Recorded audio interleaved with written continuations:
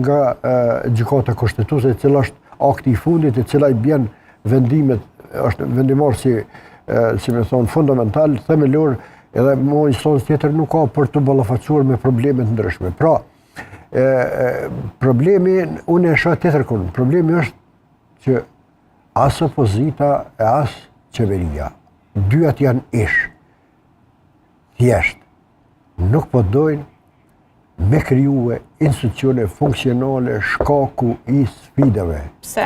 Cilat janë ato sfida? Sfida është Serbia. Kur them Serbia, mendoj me automatizëm tek dialogu, unë i them negociatat që kanë bërë dhe kompromiset që kanë bërë, ish establishmenti, të përfshit them më konkretisht, LDK-ja, PDK-ja, AK-ja, i kanë mëkatet edhe hipotekën e skaluarës për kompromiset që i kanë bërë në vitin 2013-2015, kur është fjala tek asociacioni, që në fakt është në perspektivë është një republikë e arshme sërbska.